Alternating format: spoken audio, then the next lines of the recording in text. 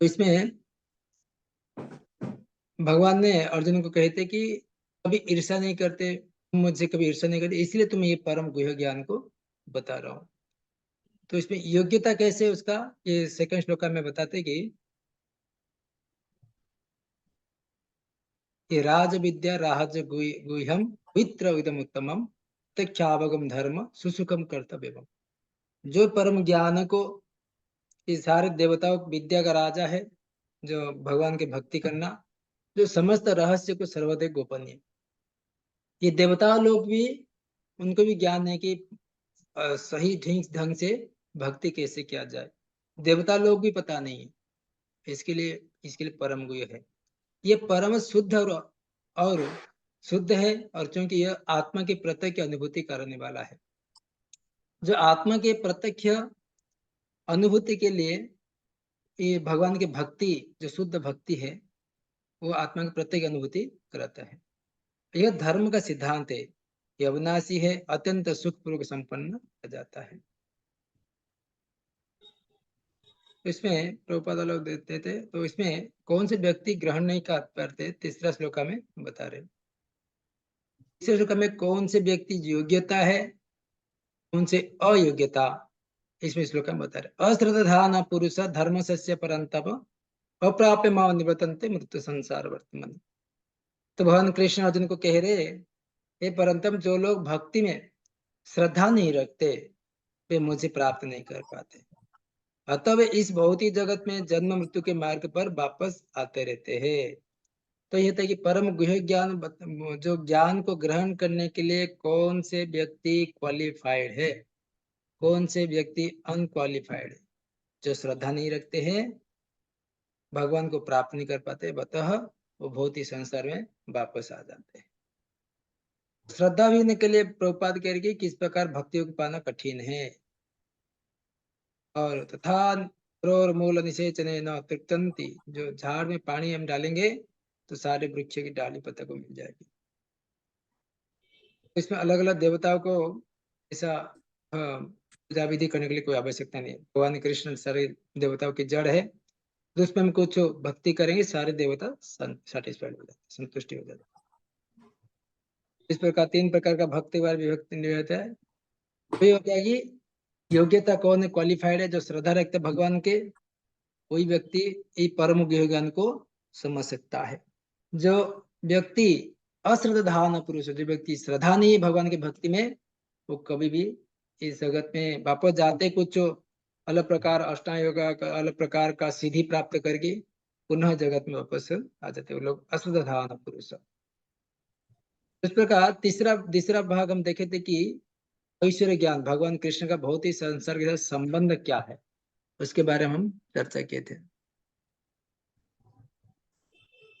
तो इसके लिए भगवान यहाँ पे कृष्ण गीता में कहते कि चतुर्थ श्लोक में, मया तद इदम सर्वम जगत अव्यक्त मूर्ति नाम मस्तानि सर्वभूतानि नाच तेज अवस्थित। ये संपूर्ण जगत मेरे अव्यक्त रूप द्वारा व्याप्त है, समस्त जीव मुझ में, किंतु मैं उनमें नहीं हूँ। अर्थात सारे जीव भगवान के अंश से चले जाएंगे, परंतु भगवान उनके जो मायातीत नहीं, मायातीत नहीं, मायाधीन नहीं, मायातीत है। भगवान के सारे जीव प्रकट होते हैं, सब जीव भगवान से आते हैं, परंतु भगवान सबके ये भौतिक जगत में अंदर माया के अधीन में नहीं रहते, क्योंकि भगवान के संसार साथ संबंध है। इसमें कृष्ण ने अपने ज्ञान के महिमा वर्णन पूरा कर लिए, वो भौतिक संसार के साथ अपने अचिंत्य भेद अभेद के संबंध का वर्णन करना शुरू करते हैं। इस पर प्रभुपाद भी लिखते कि मैं उनमें नहीं हूं, इसका तात्पर्य है कि भगवान अपने व्यापकता से अपना व्यक्तिगत अस्तित्व नहीं खोते।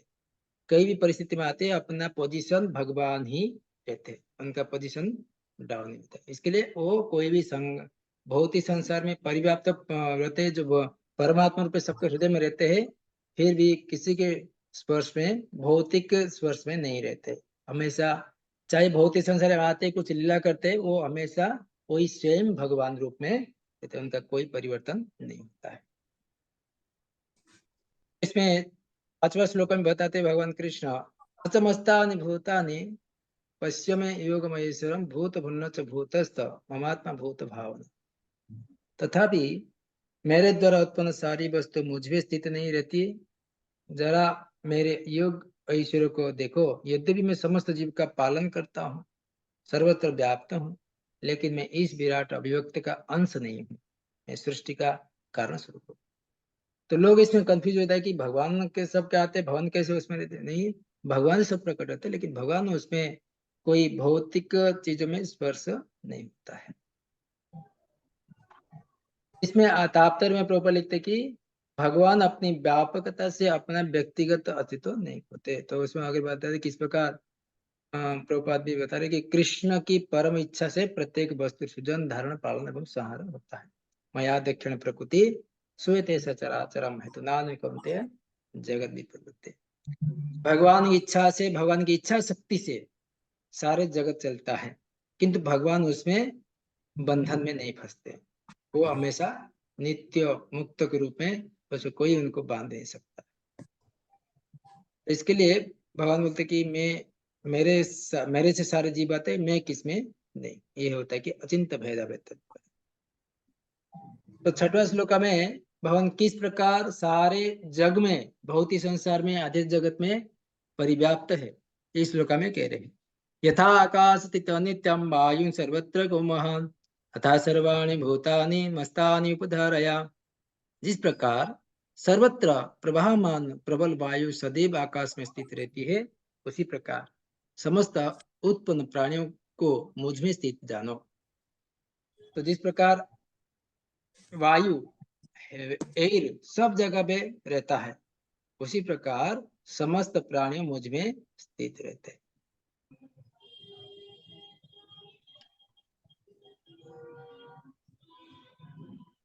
तो इस प्रकार भगवान अधिक है चंद्रमा सूर्य अन्य विशाल लोग घूम रहे हैं। माया दक्षिण प्रकृति, भगवान के दृष्टि में आते सारे चंद्रमा सूर्य अलग अलग प्रकार ग्रह अपने अपनी दिशा में चलते रहते हैं। तो अथवा छठवां श्लोक में बताते कि सर्वभूतानि कौन्तेय प्रकृति यान्ति मामेकम कल्पक्षय पुनस्तानि कल्पदृशम। तो कल्प का अंत होने के पर सारे प्राणी मेरे प्रकृति में प्रवेश करते हैं। अन्य कल्प के आरंभ होने पर उन्हें अपनी शक्ति से पुनः उत्पन्न करता हूँ। तो ये अलग प्रकार प्रलय के बारे में भगवान कृष्ण कह रहे हैं। किस प्रकार निमित्त का प्रलय, पूरा पूरा विनाश का प्रलय होता है, उसके बारे में भगवान कृष्ण कह रहे हैं। इस प्रकार जब एक बार 100 साल के बाद ब्रह्मा जी का मृत्यु होती है तो प्रलय हो जाता है, जिसका अर्थ है कि भगवान द्वारा प्रकट शक्ति पुनः समट कर उन्हें चली जाती है। पूरा शक्ति समट कर भगवान के गर्भदक्षाई विष्णु के अंदर सब चले जाते हैं। वापस अगले दिन जैसे भगवान कृष्ण ब्रह्मा जी का वापस जन्म होता है गर्भदक्ष विष्णु से, वापस सृष्टि का रचना होता है।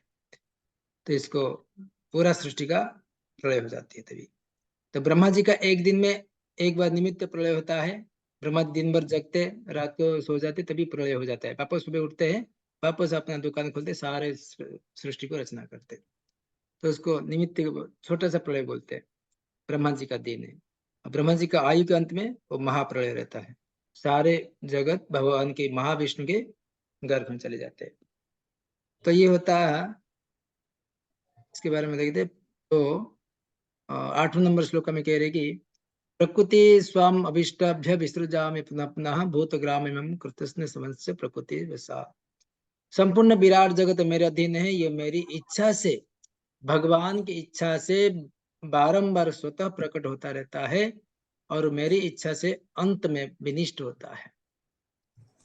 तो भगवान के अधीन में सब चाहते हैं और भगवान की इच्छा से ही सब कुछ स्वतः प्रकट होता है। इस प्रकार जीवात्मा अलग प्रकार जीव है, अलग प्रकार उसको शरीर प्राप्त होता है। लास्ट टाइम हम सब देखे थे। अच्छा मातानि कर्माणि निबदन्ति धनंजय दासीन वदासीन आसक्तं तेषु कर्मसु। तो यहाँ पे भगवान कृष्ण कह रहे कि हे धनंजय, ये सारे कर्म मुझे नहीं बांध पाते हैं। भौतिक कर्म जो भी है, सृष्टि का प्रलय होता है, ये होता है, मुझे कर्म कोई बांध नहीं पाते। मैं उदासीन भांति सारे से विरक्त भाव से रहते हैं। कैसे भगवान का लास्ट में बताते कि किस प्रकार मया दक्षिण प्रकृति श्वेते सचराचरम तो नाने कौन थे जगत विपत्ति। भगवान के को कोई कर्म बांध नहीं पाते और उसमें भगवान की इच्छा अनुसार दृष्टि मात्र सारे जगत चलते रहते। यहाँ तक हम इसलिए पढ़ते कि इस प्रकार देवी शक्ति भगवान के अधीन में रहते हैं, भगवान इच्छा के अनुसार अपने कार्य करती, माया शक्ति इसको बोलते हैं। इस पर हम दो भाग का संपूर्ण किए थे हम पिछले, ये था पूर्वाभास से। तब देखेंगे 11 से 15 मूर्खों द्वारा भक्ति की उपेक्षा किंतु भक्त ने भक्ति को स्वीकार किया। तो इसमें और एक शुद्ध भाषा में कहेंगे तो इसमें जैसा कि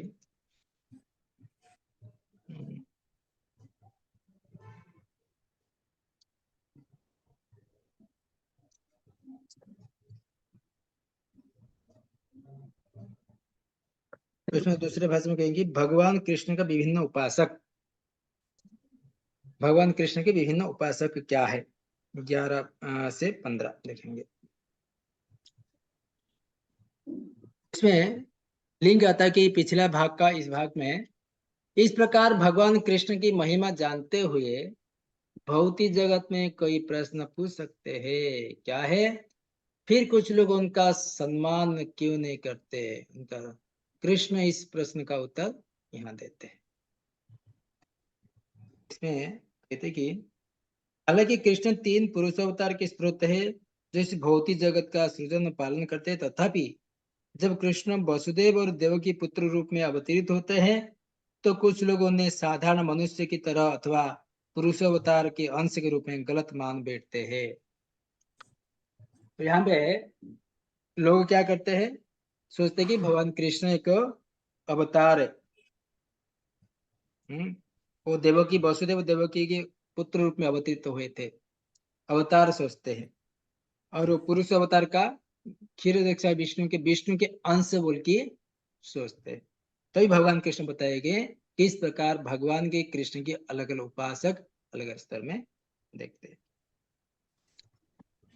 11 नंबर और 12 नंबर बताते कि मूर्ख निराकारवादी कृष्ण को एक साधारण मनुष्य मानते। 11 और 12 एक श्लोक अवजानन्ति मामूढ़ा मानुषी तनु आश्रितम् परम भाव जानन्तो मम भूता महेश्वरम। जब मैं मनुष्य रूप में अवतरित होता हूँ तो मूर्ख मेरे उपहास करते हैं, वे मुझे परमेश्वर के दिव्य स्वभाव को नहीं जानते। ये होता कि मूर्ख भगवान कृष्ण जब प्रकट होते हैं भगवान कृष्ण को भगवान नहीं मानते। जैसे जरासंध, कंस, अलग अलग आसुर प्रवृत्ति लोग, जरासंध विष्णु को भक्ति करता है, पूजा करता है, अलग अलग मंदिर में जाता है, ये करता है, लेकिन भगवान कृष्ण को भगवान नहीं मानता है। यहाँ पे प्रभुपाद भी लिखते हैं जब मैं मनुष्य रूप में अवतीत होता हूँ तो मूर्खों मेरा उपास करते हुए मुझ पर को देखते हैं।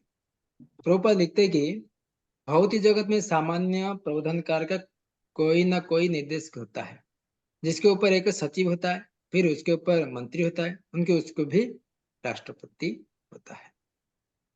छोटा एक मंत्री रहता है, उसके ऊपर कोई चीफ मिनिस्टर रहता है, उसके ऊपर प्रधानमंत्री रहते हैं। ये भौतिक जगत का सामान्य प्रभुपाद लिखते हैं। इसमें इस प्रकार ब्रह्म संहिता में कहा गया है कृष्ण परम नियंता है निसंदेह। भौतिक जगत तथा वैकुंठ लोक दोनों में कई कई निर्देशक होते हैं, किंतु कृष्ण परम नियता। ईश्वर परम कृष्ण सचिदानंद विग्रह अनादिरादि गोविंद सर्व कारण कारण। उनका शरीर सचिदानंद रूप अर्थात भौतिकता नहीं है, अभौतिक होता है। जैसे देवता लोग रहते हैं, देवताओं के ऊपर ब्रह्मा जी है, शिव जी है, उनके ऊपर भगवान विष्णु है, विष्णु के ऊपर भगवान कृष्ण है। ऐसा अलग अलग उनका एक रहता है भगवान कृष्ण। यहाँ पे प्रभुपाद लिखते की और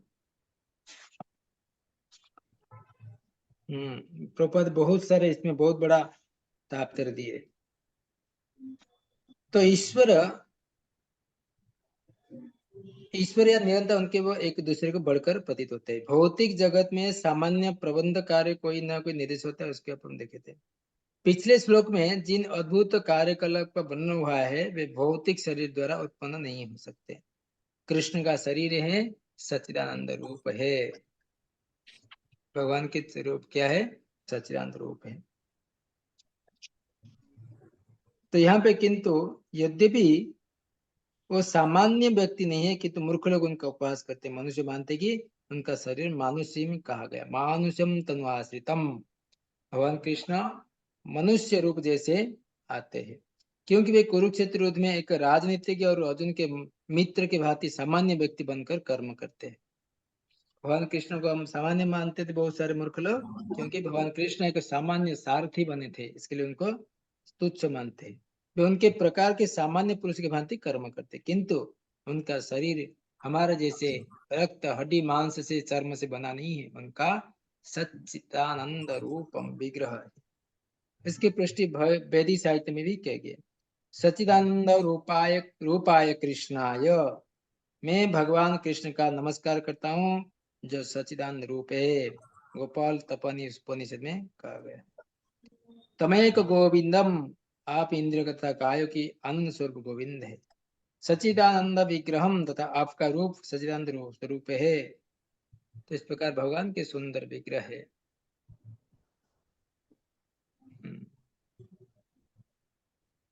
यहाँ पे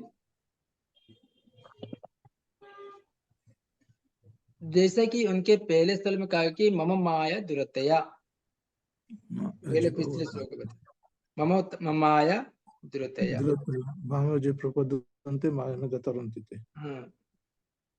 यहाँ पे कह रहे कि भगवान का दावा है कि यद्यपि भौतिक शक्ति अत्यंत प्रबल है, किंतु उनके बस में रहती है, और जो भी उनके शरण में ग्रहण कर लेता है वो इसकी माया के वश में बाहर निकल सकता है। भगवान की तीन गुण माया की शक्ति है, सत्वगुण रजोगुण तमोगुण, तीन गुण की शक्ति है, और उनके भगवान उससे उनसे परे है। जैसे भगवान के निर्देश अनुसार तीन देवी है, इस महाभौतिक संसार में सारे जीव को नियंत्रित करते हैं। तो यहाँ पे प्रभुपाद लिखते कि मूर्ख व्यक्ति नहीं जानते कि जगत में भगवान का अवतरण उनकी अंतरंग शक्ति का प्राकट्य है। भगवान का ये भौतिक संसार अवतरण का कारण है उनका अंतरंग शक्ति का प्राकट्य। वे भौतिक शक्ति माया की स्वामी है, माया की स्वामी है। जैसे कि उनके स्थल पर कहा जा चुका कि मम माया दुरतया, भगवान की यदि भौतिक शक्ति कहते हैं प्रबल है, तो ये भगवान की जो कृष्ण के शरणागत होता है वो बाहर निकल सकता है। तो भला भगवान जब संपूर्ण विराट जगत को सृजन पालन तथा संहार करता है, हम लोग जैसा शरीर कैसे धारण कर सकता है? प्रश्न होता है। जो चैलेंज करता है कि भगवान एक हमारे जैसे शरीर है, अगर हमारे जैसे शरीर है तो भगवान कैसे संपूर्ण विराट जगत को सृजन पालन संहार करता कर सकते? अतः कृष्ण विषय के ऐसे धारणा मूर्खतापूर्ण है। फिर भी मूर्ख व्यक्ति ये नहीं समझ सकते कि सामान्य व्यक्ति के रूप में प्रकट होने वाले भगवान कृष्ण समस्त परमाणुओं के तथा विराट ब्रह्मांड के नियंता कैसे तरह हो सकते। तो इसके लिए बृहत्तम के लिए बृहत्तम है, सूक्ष्मता के लिए सूक्ष्मता तो उनके विचार शक्ति से परे होता है। अतः वे सोच भी नहीं सकते कि मनुष्य जैसे कैसे एक साथ विशाल तथा अणु के बस में कर सकता है। अगर मनुष्य होते उनकी कौन सी शक्ति ऐसे अणु प्रमुख मया दक्षिण प्रकृति कैसे अधीन में कर सकते हैं? यदि भी कृष्ण असीम तथा ससीम का नियंत्रण करते हैं, किंतु इस जगत को विलग रहते हैं, सारे जगत को नियंत्रण करते हैं, फिर भी ये जगत से अलग रहते हैं। तो एक साथ समीन एक ससीम तथा बस में रख सकते हैं। यदि भी मूर्ख लोग ये सोच भी नहीं पाते कि मनुष्य रूप में उत्पन्न होकर कृष्ण किस तरह असीम तथा ससीम का बस में कर सकते, किंतु मूर्ख लोग कभी समझ नहीं पाते। उनका बुद्धि से परे है भगवान को सोचने के लिए, भगवान के बारे में जानने के लिए। परंतु जो शुद्ध भक्त होते हैं वे स्वीकार करते हैं, क्योंकि उसको पता है कृष्ण ही भगवान है, कृष्णस्तु भगवान स्वयं। इंद्रारि व्याकुलम को मुड़यंती युगे युगे। एते च अंश कला कृष्णस्तु भगवान स्वयं, स्वयं कृष्ण ही भगवान है। अतः वे पूर्णतया उनके शरण में जाते हैं और कृष्ण भावनामृत में रहकर कृष्ण की भक्ति में अपने को रत रखते हैं। तो यहाँ पे कह रहे कि प्रोपा लिख रहे कि सगुणवादियों तथा निर्गुणवादियों का में भगवान के मनुष्य रूप में प्रकट होने का लेकर काफी मतभेद है, जो सगुणवादी है और निर्गुणवादियों के लिए। किंतु यदि हम भगवद गीता, श्रीमद् भागवत जैसे प्रामाणिक ग्रंथ का अनुसरण कृष्ण तत्व समझने के लिए करें तो समझ सकते हैं कि कृष्ण श्री भगवान है। यदि भी इस धराधाम में सामान्य व्यक्ति हमारे जैसे मनुष्य जैसे रहते हैं, फिर भी भगवान कृष्ण है। तो श्लोका में कहती है कृतवान कील कर्माणि स रामेण केशव अतिमत्यान मर्त्यान भगवान मूढ़ गूढ़ कापट मानुष। भगवान श्री कृष्ण ने बलराम के साथ मनुष्य की भांति क्रीड़ा की और इस तरह प्रसन्न छन्न रूप में उन्हें अनेक अति मानवीय कार्य किए।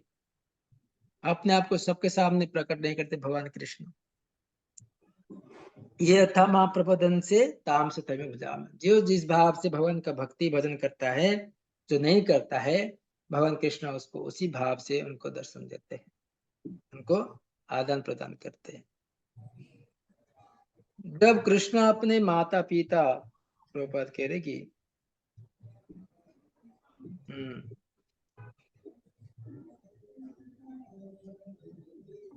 जब कृष्ण अपने माता पिता तथा माता वसुदेव देवकी समक्ष प्रकट हुए तो 4 भुजाओं से युक्त थे, किंतु माता पिता की प्रार्थना पर उन्हें एक सामान्य शिशु के रूप में धारण कर लिया।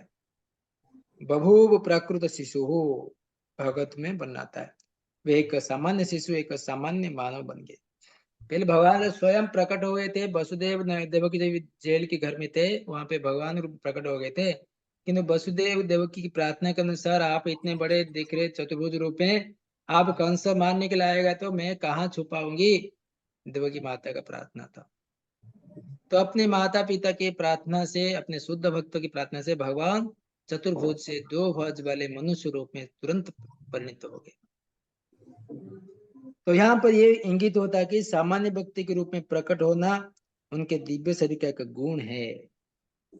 भगवद गीता में 11वें अध्याय में यह कहा गया कि अर्जुन ने कृष्ण ने अपने चतुर्भुज दिखाने के लिए प्रार्थना की। अर्जुन ने तनैव रूपेण चतुर्भुज है ना, इस रूप को प्रकट करने के बाद अर्जुन को प्रार्थना कर दी कि उन्हें पूर्व मनुष्य रूप धारण के लिए मनुष्य रूपम। जैसे अर्जुन भी प्रार्थना करते कि भगवान आपका चतुर्भुज रूप दिखाइए, तो जैसा दिखाया उसको भयभीत विराट रूप जैसे दिखाते हैं, भयभीत हो जाते हैं, बोले कि वापस आपके वही सुंदर मनुष्य रूप में आ जाइए। तो भगवान ऐसा मनुष्य जैसे मनुष्य था, ऐसे हमको हमारे जैसे दिखते थे, लेकिन हमारे जैसे नहीं। भगवान उनका अलग अलग स्थानांतर होते रहते कि अपना रूप को बदलते रहते, कभी मनुष्य रूप में आ जाते हैं, कभी नरसिंह रूप में आ जाते हैं, कभी कछुआ के रूप में आ जाते हैं, कभी मीन रूप में आ जाते हैं, कभी बराह रूप में आ जाते हैं। भगवान का लीला है, तो उनके अलग अलग रूप को विस्तार करते, केवल अपने भक्तों के किस प्रकार मुझे बुलाते थे। भगवान के विभिन्न गुण निश्चय सामान्य मनुष्य जैसे नहीं है। तो यहाँ पे आगे प्रभुपाद कह रहे कि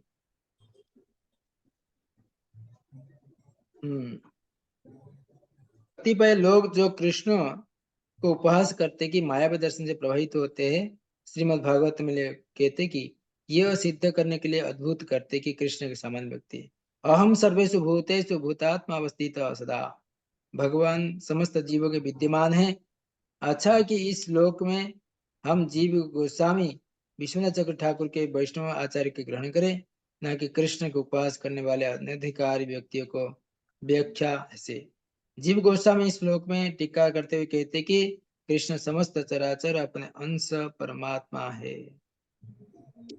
इस प्रकार ऐसे अनेक निर्विशेषवादी जो मंदिर पूजा का उपवास करते हैं, वे कहते कि चूंकि भगवान सर्वत्र है, तो फिर अपने को मंदिर पूजा तक ही सीमित क्यों रखा गया है। तो यदि ईश्वर सर्वत्र तो क्यों मंदिर आवश्यक नहीं होंगे। यदि स्वगुणवादी था, यहाँ पे प्रभुपाद कह रहे कि अगर सर्वत्र है तो मंदिर में आचार्य वगैरह क्यों नहीं रखा जाएगा। यदि सगुणवादी था, निर्विशेष निरंतर लड़ते रहेंगे किंतु कृष्ण भावनार्थ में पूर्ण भक्त ये जानता है कि यदि भी कृष्ण भगवान है, किंतु इसके साथ ही सर्वव्यापी भी है, जिसकी पुष्टि ब्रह्म संहिता में हुई है। तो इस प्रकार भगवान के इस श्लोक में बताते कि इस प्रकार अवजानन्ति मामूढ़ मनुष्य तन्वाश्रितम परम भाव जानंत मम भूत महेश्वरम। भगवान के दिव्य शक्ति बारे में समझ में नहीं आते, ऐसे मूर्ख गति। तो इस प्रकार जो मूर्ख व्यक्ति रहते हैं उनका गति क्या होगा? जब भगवान कृष्ण को भगवान नहीं मानते, मनुष्य रूप में देखते हैं, उनका गति, उनका डेस्टिनेशन, उनका क्या होगा? तो अगले श्लोक में ये बताए उनका ऐसे मूर्ख गति क्या होता है। पढ़िए श्लोका, कोई पढ़िए 12 नंबर श्लोका। मोगाशा कर्माणु मोग ज्ञानाविचेतसः राक्षसी मासुरी चैव प्रकृति मोहिनीं श्रितः। जो लोग इस प्रकार मोहग्रस्त होते हैं वे आसुरी तथा नास्तिक विचारों के प्रति आकृष्ट रहते हैं। इस मोहग्रस्त अवस्था में उनकी मुक्ति आशा, उनके सकाम कर्म तथा ज्ञान का अनुशीलन सभी निष्फल हो जाते हैं। हरे कृष्ण प्रभु जी, दंडवत हरे कृष्ण, धन्यवाद। तो मोघसा मोघ कर्मण मोघ ज्ञान विचेत स राक्षस आसुरी एवं प्रकृति मोहिनी स्थिता। जो व्यक्ति भगवान को, मूर्ख लोग रहते हैं, भगवान को, कृष्ण को भगवान नहीं मानते हैं, उन गति क्या होता है इस श्लोक में दे रहे हैं। ऐसे अनेक भक्त है कि जो अपने आप को कृष्ण भगवान तथा भक्ति में रत दिखाते हैं, किंतु अंतःकरण से वे भगवान कृष्ण को परम ब्रह्म नहीं मानते। ऐसे लोग को कभी भी भक्ति फल भगत धाम गमन प्राप्त नहीं होता है।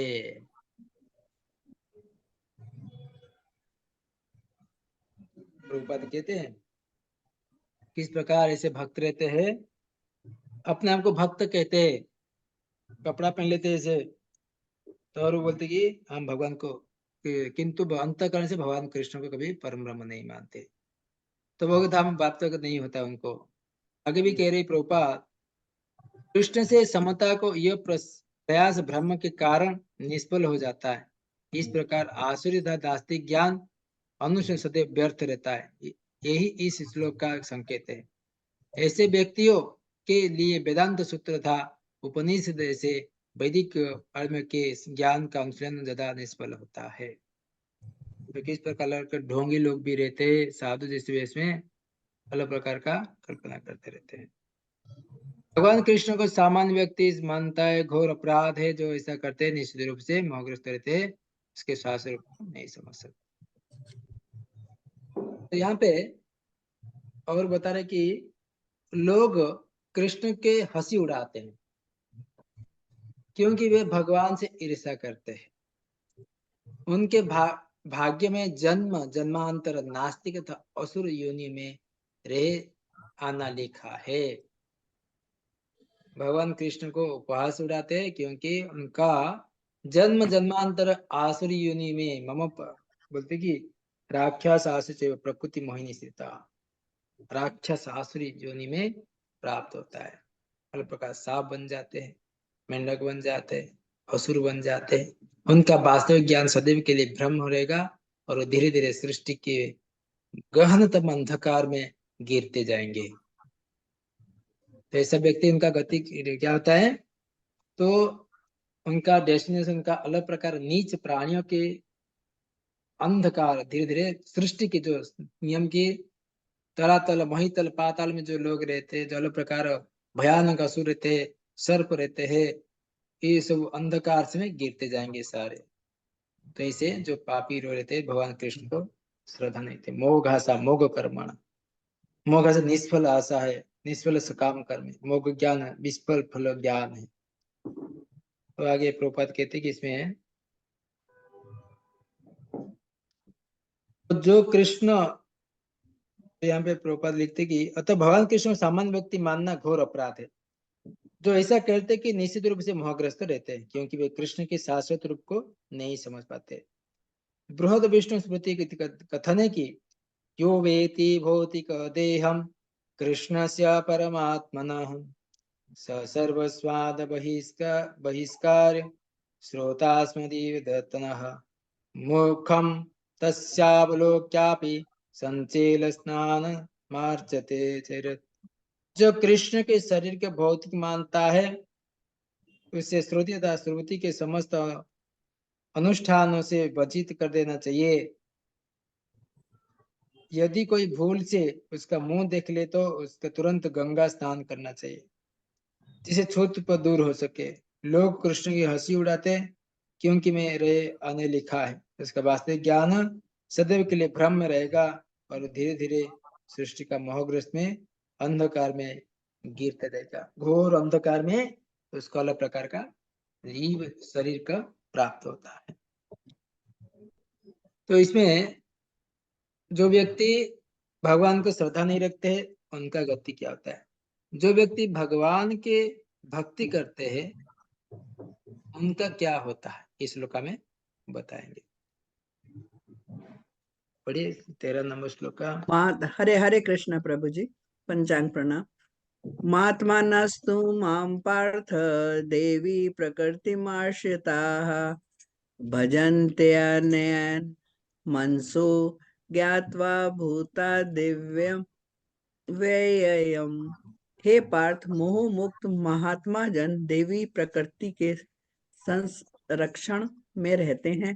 वे पूर्णता भक्ति में निमग्न रहते हैं क्योंकि वे मुझे आदि तथा अविनाशी भगवान के रूप में जानते हैं। हरे कृष्ण प्रभु जी।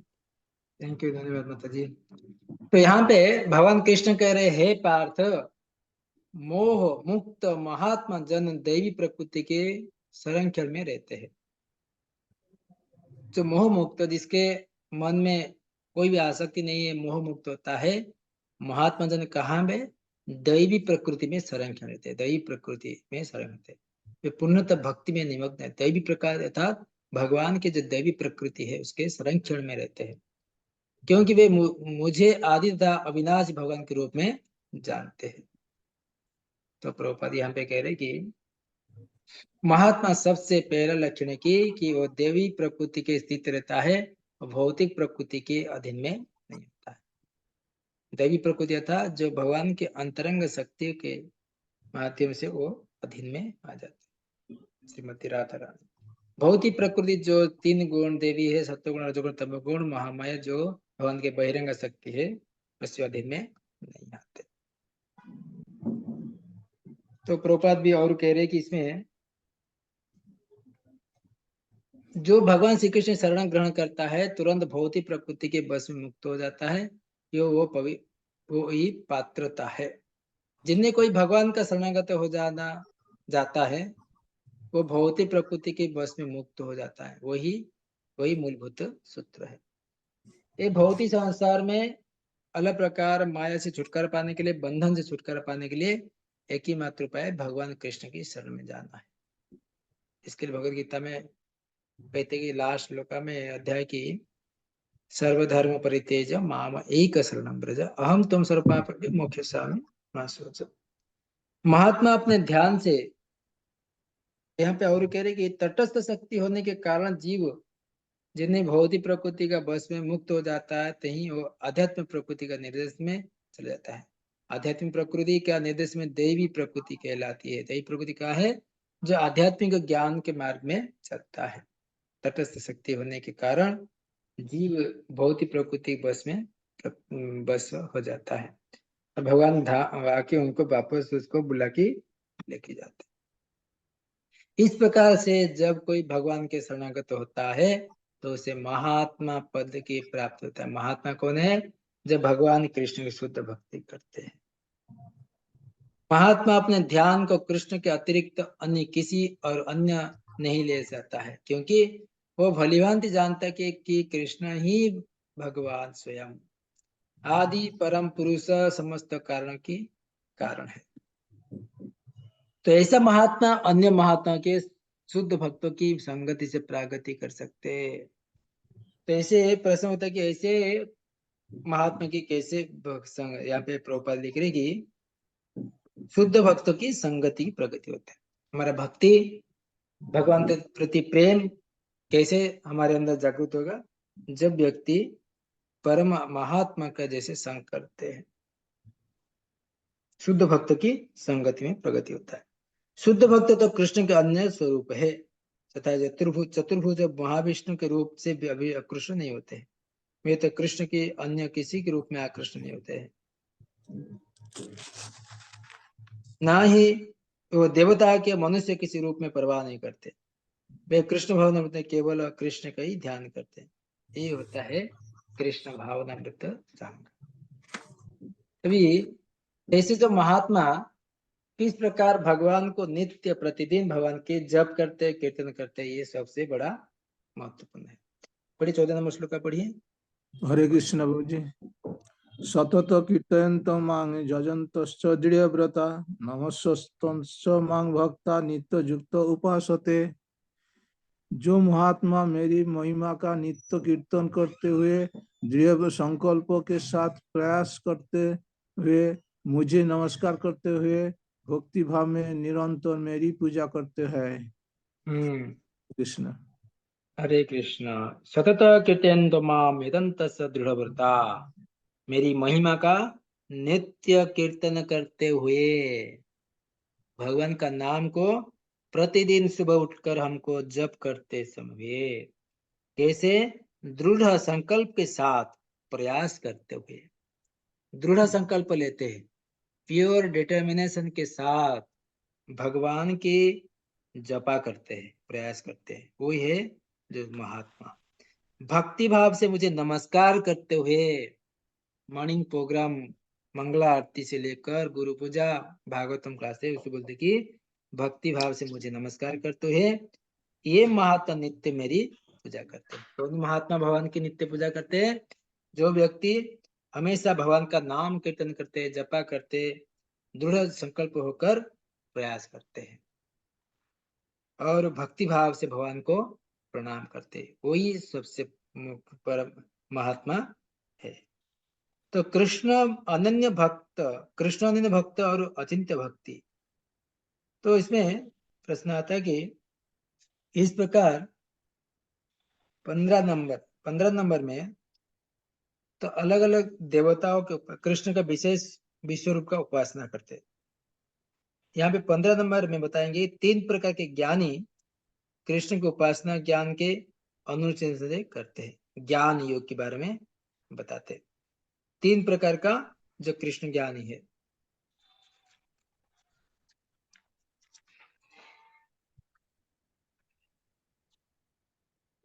तो हो गया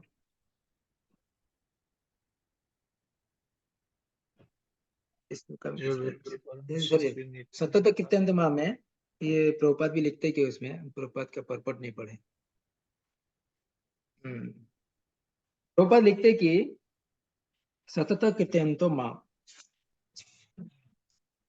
सामान्य पुरुषों के रबर की मोहर लगाकर महात्मा नहीं बना जाता है।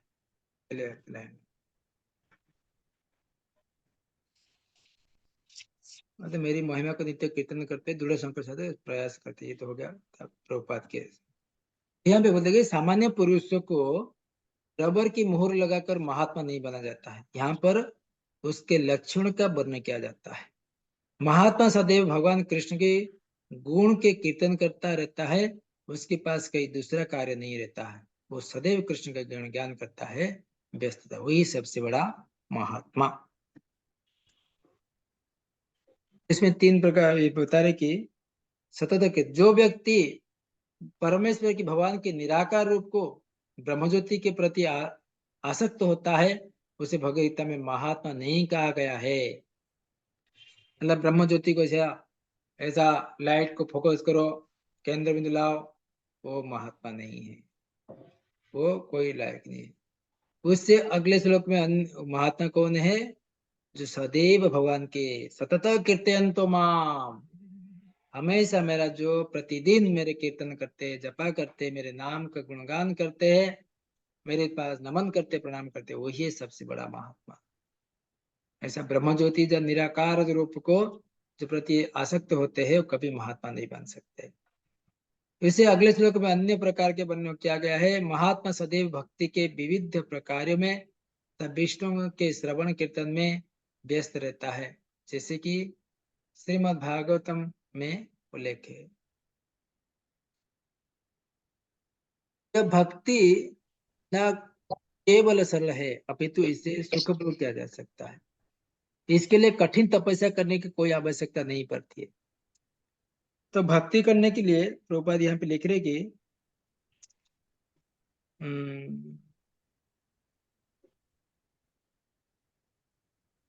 यही भक्ति तो अलग प्रकार कभी कितना कठिन तपस्या करने की कोई आवश्यकता नहीं, अति सहज से प्राप्त हो जाएगा। तो इसमें महत्व से विविध कार्य विष्णु श्रवण कीर्तन व्यक्ति भगवती तो लक्ष्य व्यक्ति श्रवण कीर्तन से चालू होता है। तो ऐसे महत्व अत्यंत भगवान के 5 दिव्य रसों में किसी एक का वर्णन करें। तो यहाँ पे कोई इतना 1000 वर्ष तपस्या कर देंगे, कोई इसमें महात्मा नहीं बन सकते। केवल उसके लिए शुद्ध भगवान के कृष्ण प्रेम का केवल अभियोग करना, भगवान का नाम को जप करो, कीर्तन करो, भगवान को प्रणाम करो। सतत कीर्तन तो माम ये जन दृढ़ उपासते, दृढ़ता डिटर्मिनेंस के साथ भगवान के भजन कीर्तन करना है, भगवान को प्रणाम करना है। इतना अति सरल रूप में भगवान कृष्ण बता रहे भक्ति करने के लिए। आगे करके मनुष्य सक्षम गुरु के निर्देश में इस जीवन को गृहस्थ, सन्यासी या ब्रह्मचारी रहते हुए भक्ति में बिता सकता है।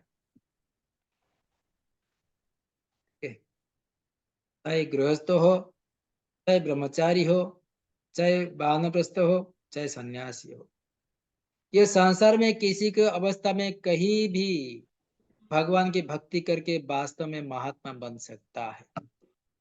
उसके लिए कोई ऐसा नहीं बताया कि केवल सन्यासी ब्रह्मचारी सब भगवान के भजन कर सकते, नहीं। यहाँ पे मनुष्य सक्षम गुरु के निर्देश में उनका जो उनके गुरुदेव की कृपा से कहीं भी जीवन को गृहस्थ हो, सन्यासी, ब्रह्मचारी हो या क्या वानप्रस्थ हो, बिना रहते हुए भक्ति में बिता सकता है। वो संसार में किसी सी अवस्था में गृह था का बने था का सदा हरि बोल रहा, कोई भी स्थिति में भगवान की भक्ति कर सकते हैं। तो हम सैटरडे को पढ़ेंगे। सैटरडे को शायद क्लास होगा कि नहीं सैटरडे को। तो यहाँ पे हम आराम विराम करते हैं। अगले क्लास में पढ़ेंगे किस प्रकार देवता के उपासक रहते हैं। तो यहाँ पे थोड़ा डिटेल आता है देवता उपासक जो करना चाहिए नहीं करना चाहिए, पूरा देवता कौन है, इससे आगे बताएंगे 16 से 15 से। तो आगे धीरे धीरे आएगा। ठीक है। हरे कृष्ण। कोई किसका प्रश्न है? हरे कृष्ण। दंडवत प्रणाम। हरे कृष्ण प्रभु जी। हरे कृष्ण। प्रभु जी मेरा एक प्रश्न है, जो अभी जो श्लोका पढ़ा ना, उसका जो पहला लाइन है ना, सामान्य पुरुष को रबर की मुहर लगाकर महात्मा नहीं बनाया जाता, तो इसका क्या मतलब? इसका प्रभुपाद कहते कि इनडायरेक्टली, तो यहाँ पे बोलते कोई रबर स्टाम्प मार देंगे कि कोई महात्मा बन गया। मैं महात्मा बनने के लिए महान आत्मा, तो अच्छा, उसके लिए महान महान आत्मा, महात्मा मतलब महान आत्मा। ऐसा नहीं कि रबर स्टाम्प बन गया वो महात्मा बन गया। ओके। तो उसके लिए उसका क्वालिफाइड होना चाहिए, महान आत्मा होना चाहिए। तो महान आत्मा के लिए क्या है, तो उसके लिए बताते कि सतत कीर्तन तो माम सत्यं तो दृढ़व्रता, वही महान आत्मा है। नमन्त्यस्य मां भक्त्या नित्ययुक्त उपासते, ये है महान भक्त का लक्षण, महात्मा का, जो मेरी महिमा को कीर्तन करते हुए दृढ़ संपर्क के साथ प्रयास करते हैं, भक्ति भाव से नमस्कार करते हैं। लोग अपने आप को रबर स्टाम्प बना देते कि महात्मा बन गए, नहीं, महात्मा नहीं बन सकते। महान आत्मा कौन है? जो भगवान के महान आत्मा। ये कहाँ से आते आत्मा? जब भगवान के अंश से। महान कौन बनता है? जो हर दिन भगवान का भक्ति करता है, भगवान को प्रणाम करता है, भगवान के बारे में लोग को ज्ञान देता है, वही महात्मा बन सकता है। तो रबर स्टाम्प हो गया तो वो महात्मा नहीं बन सकता, महान आत्मा। ओके प्रभु जी, थैंक यू प्रभु जी। प्रभु जी, वो सगुणवादी और निर्गुणवादी किसको बोला जाता है? एक बार बता दो। सगुणवादी, निर्गुणवादी, इसमें आया था ये। वो तो 11 साकार नंबर निराकार वालों को। हाँ, देखो कुछ लोग साकारवादी रहते हैं, निराकारवादी रहते हैं, है कि नहीं? मतलब वो भगवान को जो लोग मानता है साकार रूप मानता है वो साकारवादी है, और जो साकारवाद नहीं मानता है वो निर्गुणवादी, ऐसा है क्या? कौन सा श्लोक है? स्वरूप स्वरूप चिंतन। ये क्या? नहीं 11 नंबर श्लोक में है। 11 नंबर पे था ना।